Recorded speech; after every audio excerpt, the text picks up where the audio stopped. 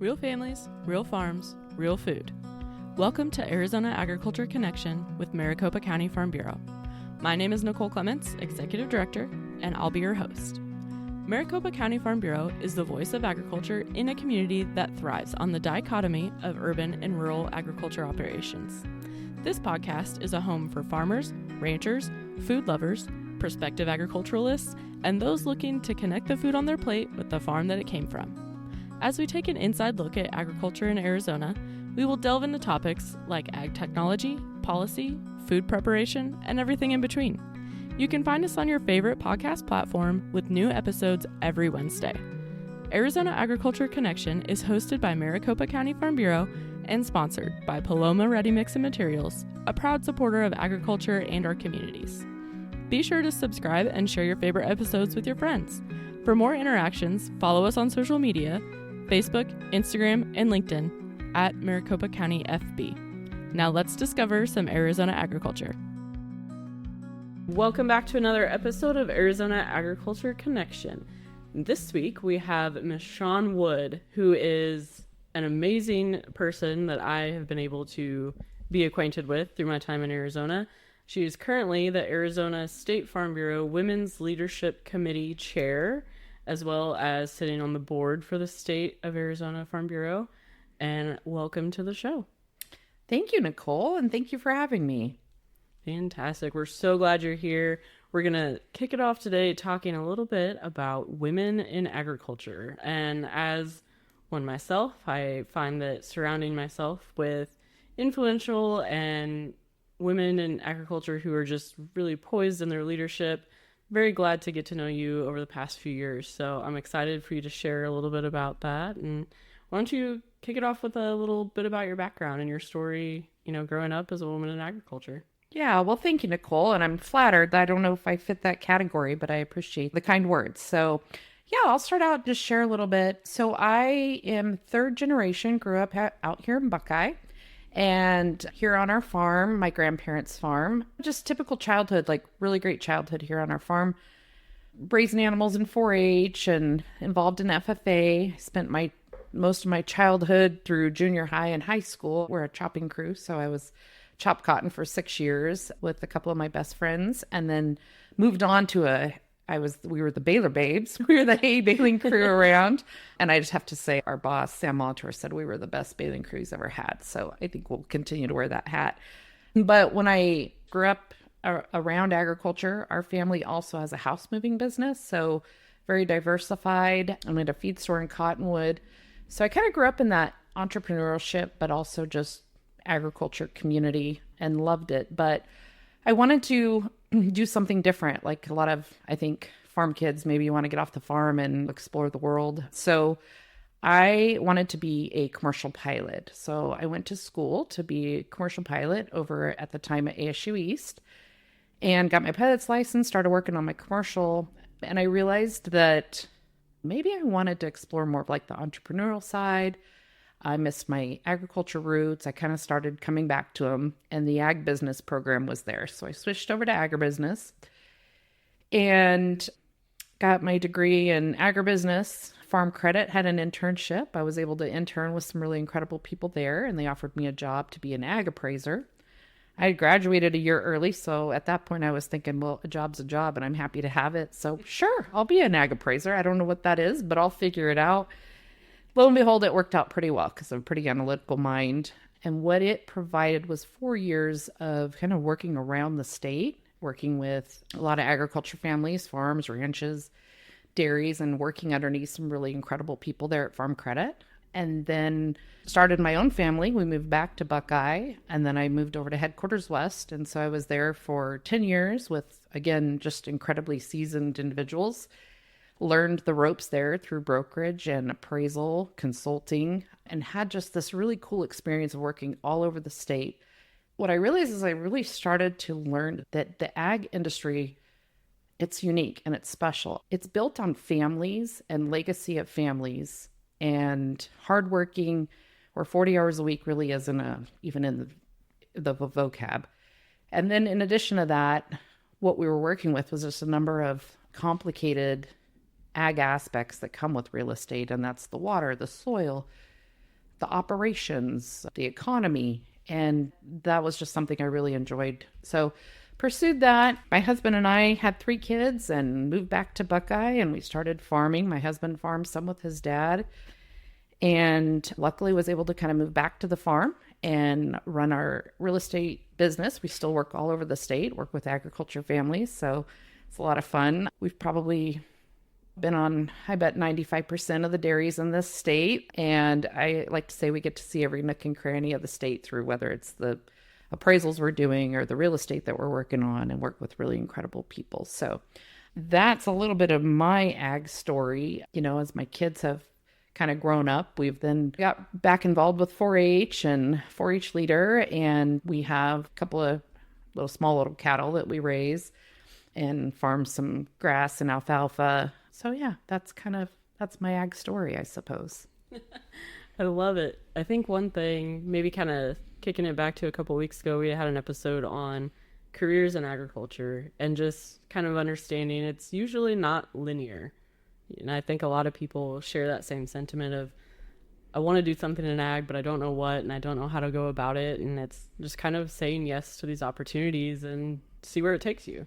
Absolutely. I think, growing up, I was always a kid that enjoyed exploring new things, seeing new things. If there was an opportunity, the answer was usually yes. And then I also think, God's good. He provided me a lot of opportunities. When I look back, just put really good people in my life. But you do have to be willing to say yes and explore that. And you never know where it's going to take you. I always say, I don't think anybody grows up and says, I want to be an appraiser when I grow up. But, it's a great career, and it leads to a lot of other avenues to explore as well. So just do a couple things that might scare you a little bit, Yes, exactly. Or a lot of things. Yep. Through that journey, have you experienced anything that maybe as a woman in a business that's traditionally in the male-dominated side, this kind of extra pressure to succeed, to kind of prove yourself in that sense? That's a good question. I look back and I was extremely fortunate that I had really, really great examples in my life. My grandma, June Dean, her and my grandfather ran the businesses together like lock and step. They each had their roles. But I spent a lot of time with her, and I watched her handle difficult situations. I watched her be the glue that held the businesses together. And without realizing it, you absorb a lot of that. So when it comes to like challenges or maybe even things that intimidate me, I almost take intimidation as a personal challenge. Like, I experience intimidation all the time. I think we all do. But I just kind of translate that into a good, healthy challenge. And that, I don't know where that comes from, but that's just something I think I've always had. Like, I like the enjoyment of seeing what I can do with something. And so if something intimidates me, there are times, it'll knock you back. But for the most part, if I sit and I think through it, like, that sounds like a good challenge. Let's see what we can do with it. So yeah, absolutely. In a kind of a male dominant area, whether it's agriculture or brokerage or even appraisal. I remember sitting in like my first appraisal conference. There's 100 people in the room. And I remember counting, and there were like 2 women. It's like myself and another person who had been back in like the early 2000s, Things have changed. But I guess I didn't look at it as so much as intimidation, but like, oh, this is going to be a fun challenge, right? So I think that's been my approach to life with it. Feels like a positive spin on it, because I know sometimes it can feel really heavy to be in that situation and, kind of sit in that intimidation. But that spin that you put on it and give it almost this positive, well, let's see how far I can knock this out of the park. I think that's incredibly helpful. Yeah. And I guess maybe because there are barriers, and at times there are barriers that are set that are just extremely challenging to get over. So oftentimes finding different ways. I'm not afraid to work hard. So work hard, but also work smarter and figure out how to kind of beat some of those barriers, and also have patience to know that like some of those aren't going to be beat just today. Maybe that beats you today, but we're going to work hard and we're going to beat this in the next, maybe year or 2 years, or we're going to figure out. And the other thing is sometimes it's just moving the needle a little bit to know that whoever's coming up behind you will maybe have a little bit easier path. So, yeah. Yeah. I think sometimes we like to, as women in ag like to think that there are no barriers and we can, just move through our journeys the same as anyone else. But in reality, there really are some things, whether they're, a major or minor. And I think having that ability to just kind of push past it and keep going, and knowing that you're kind of leading this trail for the next generation to come in too. Because, in the last even 20 years that I've been working, essentially, thinking about how much has changed since then, and the attitudes and the perceptions. And I'll say even from the regional differences, I'm from the Midwest. It's a lot different here. And when moving here, was really excited to see kind of the extensive leadership in agriculture that comes from women in Arizona, where 48% of the producers in Arizona are women, which makes us the number one state in the nation when it comes to women in agriculture production, which I think is fantastic. But do you see that reflected, kind of across your various hats that you wear? Sure. Yeah, really great question. So I'll kind of break it into two. As chair of Arizona Farm Bureau's Women's Leadership Committee, I think we have the perspective that committee is incredible. It has over 20 women from around the state that have had their challenges, but at the same time, we just remove any barriers and we just do the work we want to get done. And with a lot of fun and a lot of collaboration and some everybody has incredible skills that they come to table with. But on that note, from the Arizona Women's Leadership Chair position, my goal in that has been for us to forward our mission, but it's also to create opportunities for women and really anyone that if at some point you end up at the table or you're vying to be at the table, that when you get there, in whatever conversation that is, whether it's school board, your county farm bureau, some issue down at the city that you'd like to visit about, that you're confident, that you have the skill set, and that you have received the training that allows you to sit at that table and have that confidence that you deserve to be there. What you're about to say should be heard, and that you're able to express that, right? So you're able to advocate. So that doesn't come naturally to most of us. I think some people maybe are born with it, one or two, but the rest of everybody, that training and that leadership experience and the interaction and the support that you receive through the Farm Bureau training is really important. So that's one thing that our women's leadership mission is to, and I love that because it just keeps building people, right? And those who want to learn and build on those skills. From the national level, my position on the American Farm Bureau Women's Leadership Committee, that has really opened my eyes. I think if we sit in our Arizona area, we can come from the mindset of, there might be some barriers there. The path's been paved to some extent. We've had some incredible leaders, the Sherry Saylors, the Stephanie Smallhouses of the world that have really allowed that. We've got a great selection across, even at our state legislature. Arizona, I think, is pretty much open for business for both genders to pursue. So we come from that mindset that there's not a lot in our way. But on the national committee, that's provided me 2-3 times a year, we travel around the country to different areas, visit those farming communities, have discussions, learn about what their issues are. And it has been very eye-opening to me to see the difference around our country, that maybe the barriers are still pretty high in some areas. There are some county boards out there who don't invite women to the county board table. And that's really crazy. That's been really crazy for me to wrap my head around. But again, it all goes back to that training of preparing people to work their way in. But also when you're invited to that table, or when you've received that seat at the table, that you're prepared so that you represent and you're invited again the next time, right? So that's kind of the goal of, I think, Farm Bureau, but also it's kind of blown my mind a few times that the country is so different across all the different regions, the states, the counties. But I think it's what makes this country incredible, right? It's just a constant moving target of our population. For sure. I think before Farm Bureau, kind of thinking about it, the motto, the voice of agriculture, in your head, you almost think, well, Farm Bureau speaks for the farmer, right? Which they do.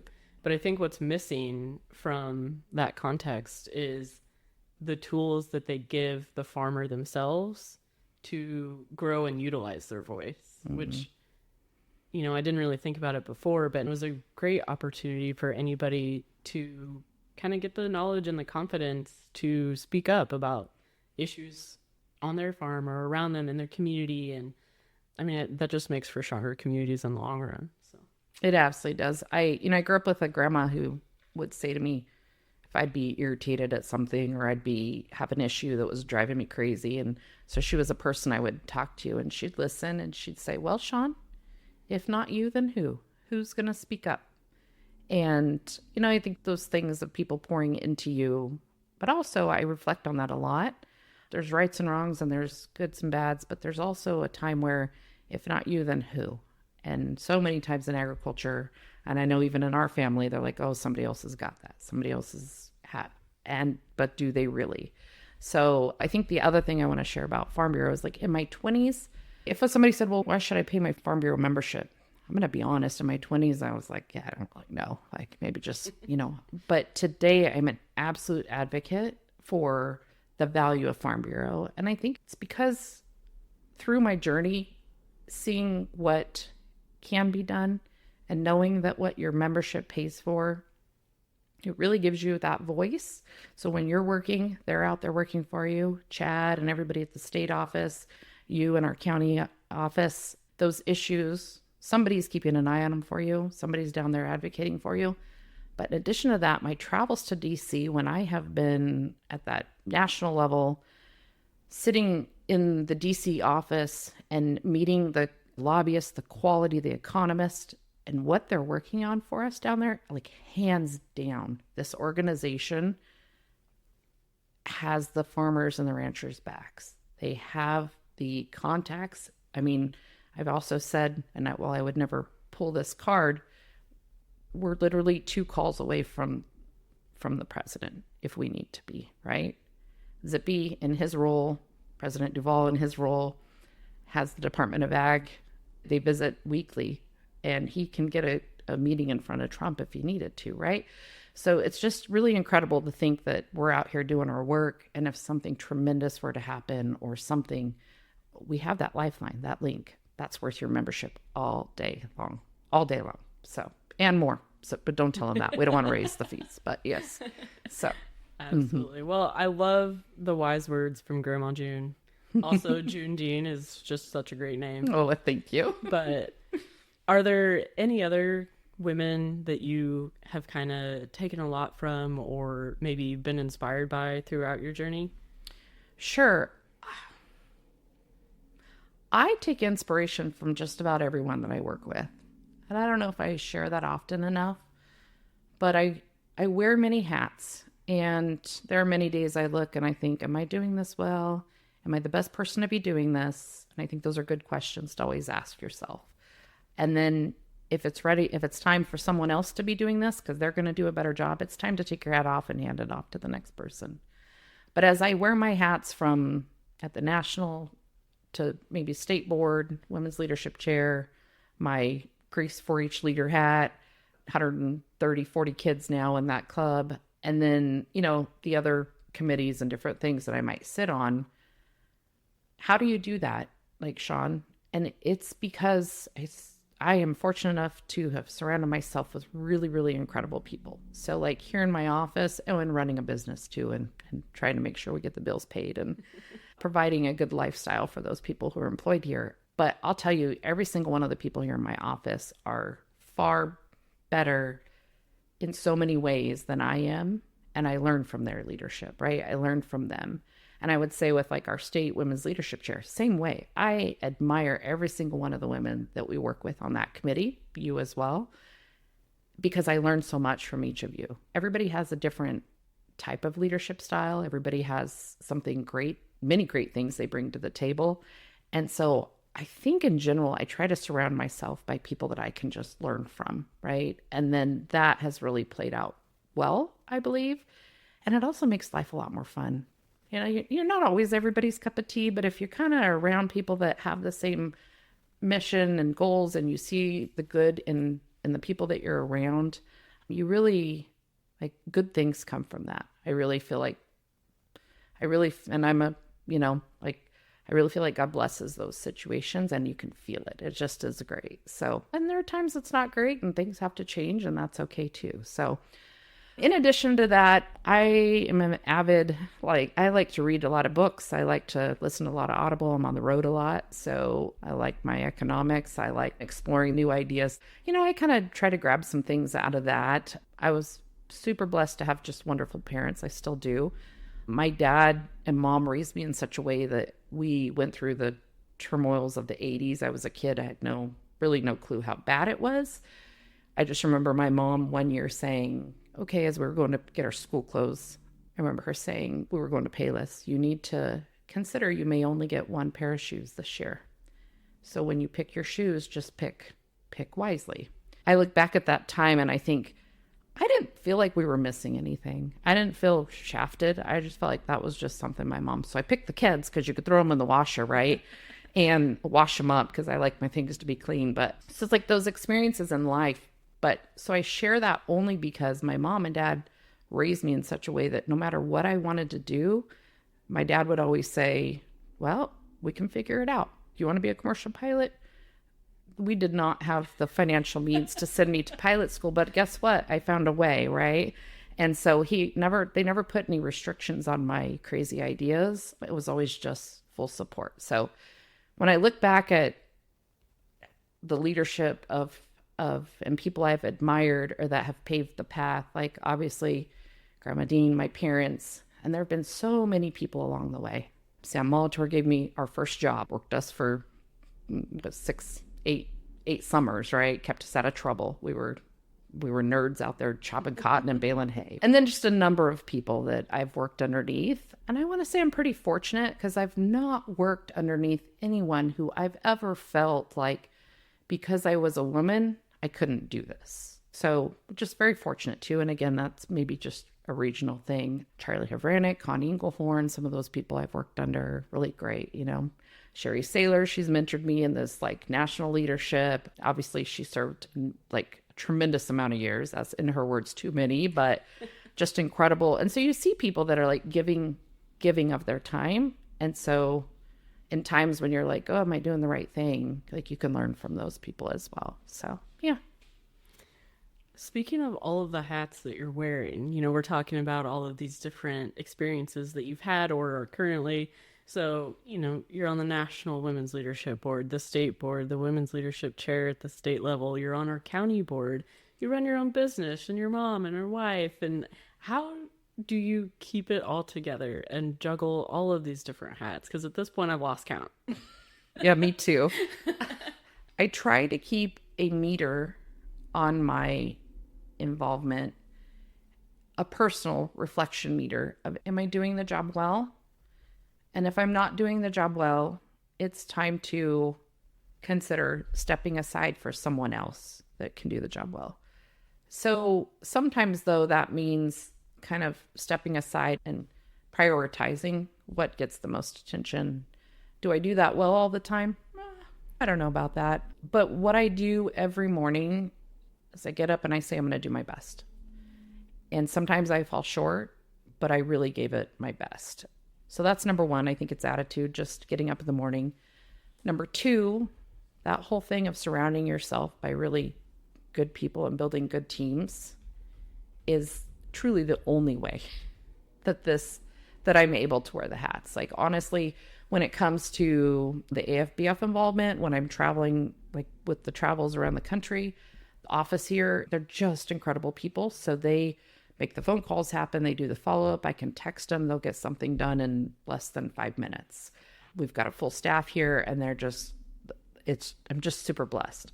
My family, they give up so much for me to be, but they're just like, it's how mom rolls. I think my soul just likes to be fed, right? And so maybe they're like, hey, if she's off doing that, she's not bothering us. I don't know. But, you know, I've got a really great family that loves me. My husband, Justin, he picks up so much of the slack. But he likes to be the quiet in the background, just making sure that the cows get fed and the hay gets baled and, that the kids get to and from when I'm not here. Have they been left at school once or twice? Maybe, but it builds character. It builds character. So yeah. And then again, like the Women's Leadership Committee, there's just incredible women on there. So like when we have a committee call and we have issues to work through, it's like I help navigate it, but really like those ideas and the things, they come from that committee. And then it's cool because we just put that in force and we go. And then we get to like say like the conference in the summer and like we get to see what all that work looks like. And I don't take credit for any of that. I take like, it's our committee that produces that. And so it's like a little bit of like, oh, that's just really neat that we can do that throughout the year and then produce that. So back to your question, I'm not sure if I answered it, but how do I juggle all those hats? There are some days I get up and I say, all I can do is what I can get done today. And I'm going to do the very best today. And then you prioritize and then surround yourself by good people. And then you just hope for the best, Well, I think you're doing a fantastic job and kind of showcasing and leading by example, especially if you think about your kids and, if they're wanting to have some of these crazy dreams like you had, how does that maybe kind of inspire you to continue this leadership journey and show them, through learning by doing that, anything that you want is on the table if you work for it? Well, thank you, Nicole, because I think we really take a look at like none of us are perfect. And I think every day I can be a better mom. And that's my number one goal in life is to be the best mom I can. But I do think by showing them that, there's opportunity and if you go seek it, I think that's one of the valuable things that we can do as moms to show our kids that. So how moving forward, what does that look like? Good question.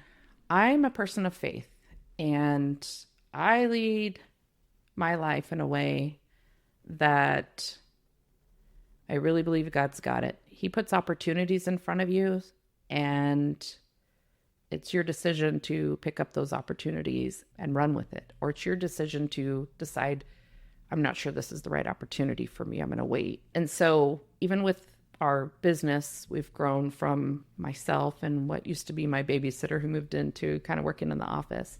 I think there's 8 of us now, 8 or 9 of us in the business. And that's just been by finding good people that are kind of looking for the same thing and really God just providing those opportunities. And so I really rely on that. I don't go seeking to grow a big business. I just seek to work with the right people and do good work.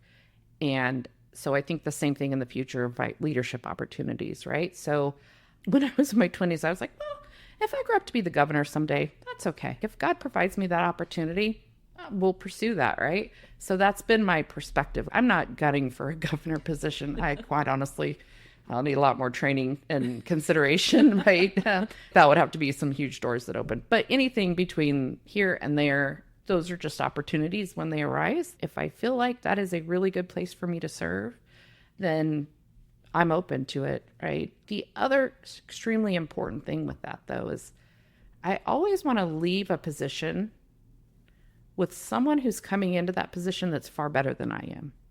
So if in your role, if you can build up the people behind you, like that organization is only going to be stronger, or that board or whatever you're working on is only going to be stronger. So I think that's super important. One thing that I always look at of like trying to build, it's like when I was chair of Maricopa Women's Leadership and too many hats. And I was trying to figure out who to bring into that or who to like entice and encourage.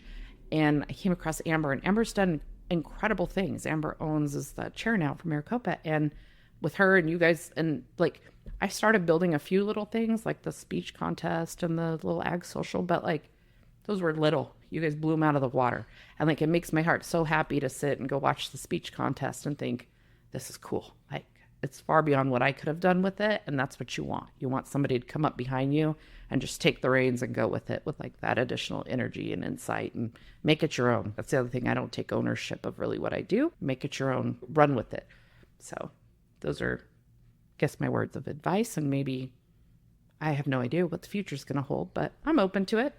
a new face and a fresh start, aren't always a bad thing. Yes. People can continue building off of what you've modeled, and to see it grow, that I can imagine is very rewarding. So think about young women who are interested in agriculture, but or maybe have that intimidation or that fear about trying to break into an industry. Maybe they don't know much about it, or maybe they do, and they're, still feeling this intimidation barrier.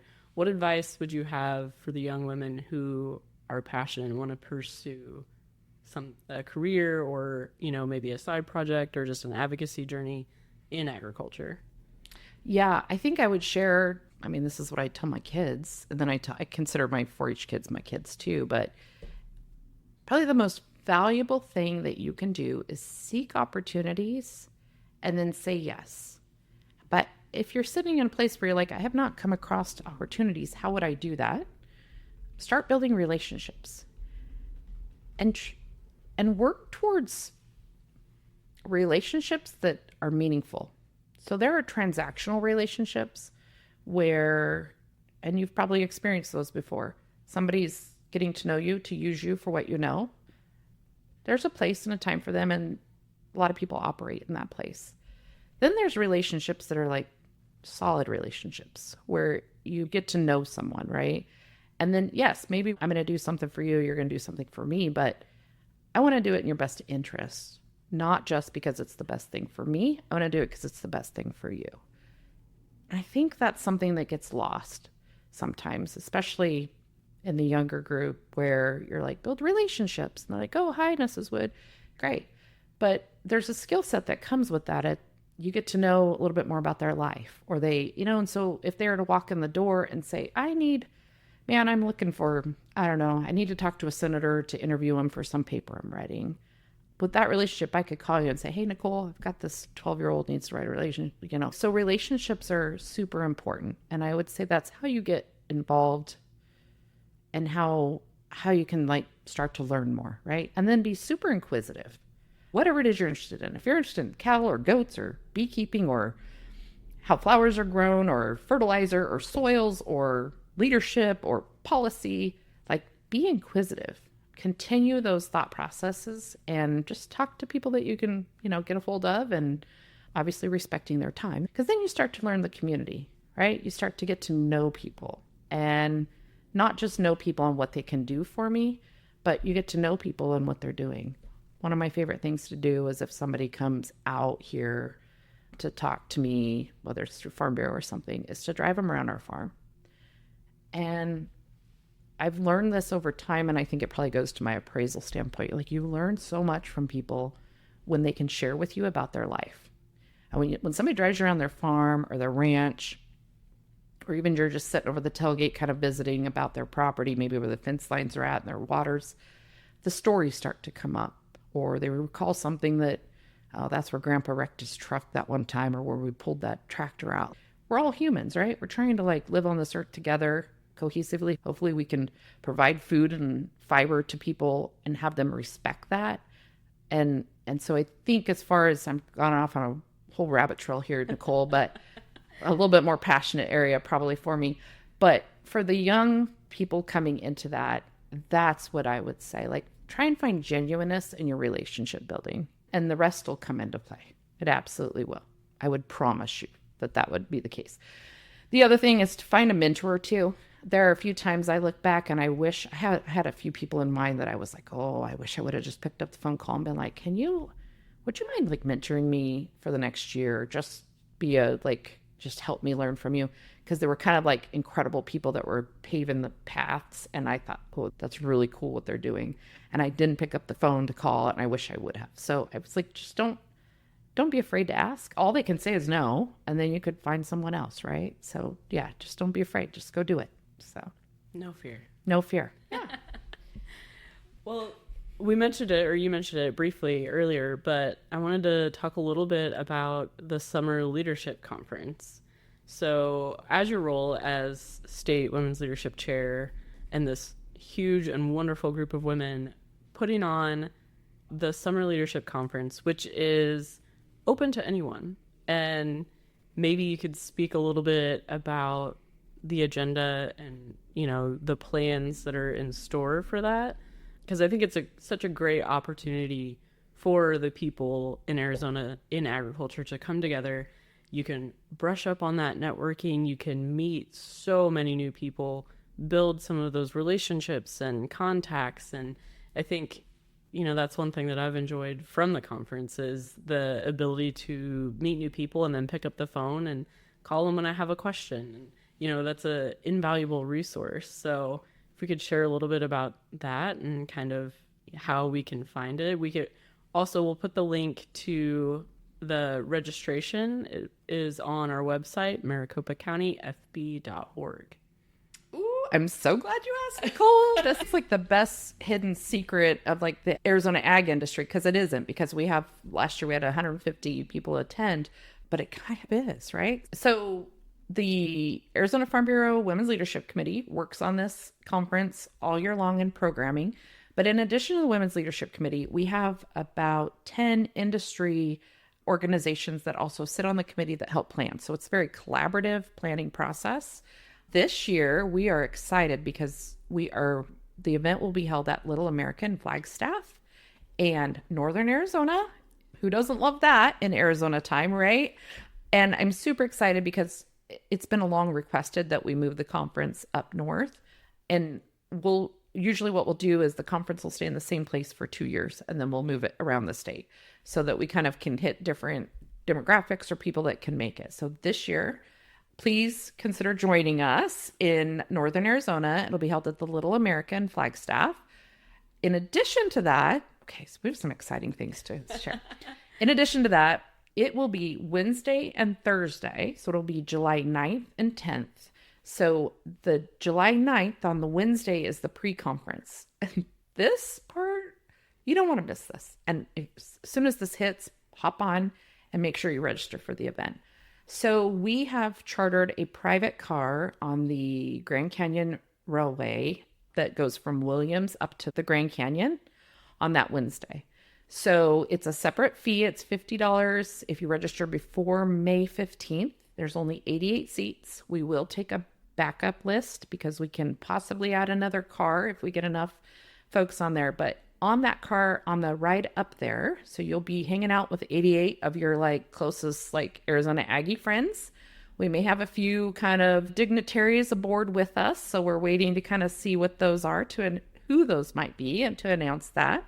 But in addition to that, so you'll get kind of the history of Arizona, but then we have a few ranchers. Benny Ajas is going to share with us just kind of the stories of ranching up there on the Grand Canyon, kind of what Northern Arizona ranching looks like.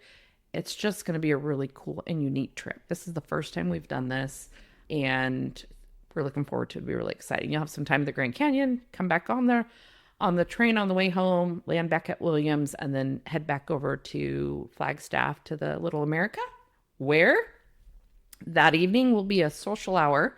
We're super excited about this. So there'll be a cocktail time, but also an ag after dark. So for anybody hitting dinner, wants to pop back in, join us. We'll have a separate room for that. And then on Thursday for the conference, so that'll be Thursday, July 10th. The conference motto this year is Harvesting Hope. And every year our committee sits and discusses what's going to be the focus this year. And at the time that we discussed the theme for the year, the elections had not taken place yet. So it was a very uncertain time. In addition to that, the ag economy has not been great the last few years. It just has taken a toll on kind of our ag industry. And so the committee said, in general, we were in consensus, it's time for us to really talk about the things that take place in agriculture and why maybe we are the way we are, but also the tools that we use to continue to do what we do, to feed and clothe the world, to be extreme conservative measures in our water, in our soils, in our production, and our practices. So we'll have a great speaker lineup that's going to speak to a lot of those topics. Primarily, we have Dr. Jack Elliott. So those of you who maybe attended U of A with him, he's now at Texas A&M, but he's going to be our keynote speaker, and he has some incredible programs that he's going to speak about. We'll have the Diablo Trust. They're going to cover what they've done, some really incredible things up there in northern Arizona. We always have the acclaimed Tailgate Talk, which covers difficult subjects to talk about, but has these incredible speakers that serve on this panel that kind of open up. And then we have a portion on not necessarily mental health, but on kind of reaching our ag industry. So Comet will be there to speak. And then we have some really cool ag producers that are going to highlight what they're doing around Arizona. So in addition to the topics and the issues that are covered, in addition to, we're going to have a lobbyist speak, update us on what's going on and the importance of that. Then we also provides it's almost like a little family reunion, not a little family reunion. There's 150 people there, but let's take network and say like a very friendly networking situation. And who doesn't love Flagstaff in the summer? Just remember, it's going to be like 120 in the valley. So we want to get to Flagstaff, enjoy the weather. We did it midweek, Wednesday, Thursday, so that if you want to come up and come home, you're not going to hit the main traffic, the travel weekend traffic. But also if you want to stay and make it a little bit longer, it provides for a little bit longer. So what I want to share most lastly is that this is not a women's conference. This is a summer leadership conference hosted by the Women's Leadership Committee. It is open to males, females. It's open to anyone who wants to get involved. We have government agencies. It's a whole mix. So really, if you have any interest in agriculture, come on up and join us. It's going to be a good time. I know I'm excited about it. I'm glad that, we got to chat about it and kind of do an extended little showcase about what it is, because I think it truly is one of the best events in Arizona agriculture. And I'm not saying that because I'm biased, but thanks, Nicole. Appreciate it. But it's really great. It's a great opportunity. So again, the link to register for that is on our website, maricopacountyfb.org.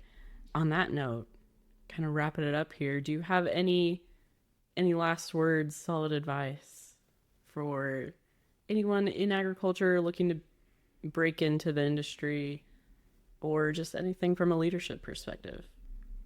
I don't know. I guess stay humble, but do good work, right? And then the rest will come into play. So yeah. Thank you, Nicole, for having me. It's been a pleasure. You're officially my first podcast, so I usually don't do these kind of things, but I did appreciate being here with you today. It's always a pleasure. Well, no, thank you for taking the time. I think it was really great to hear your story and your insights, and I think it's, really valuable to everyone in the community. So thank you for that. And on that, thanks everyone for joining us for another episode of Arizona Agriculture Connection. Be sure to catch us next week for the next Ag Report update on Wednesday. Thank you for tuning in today, and remember, Farm Bureau has a place for you. Be sure to subscribe, leave a review, and share this episode with your friends on socials. You can also visit our website, maricopacountyfb.org, for more information and to submit a topic you want to learn about. Remember to tune in every Wednesday wherever you listen to podcasts. A huge thank you to Paloma Ready Mix and Materials for supporting our agriculture producers and this podcast. Maricopa County Farm Bureau, bringing you the stories of real families, real farms, and real food. I'm Nicole Clements, signing off. Catch you next week.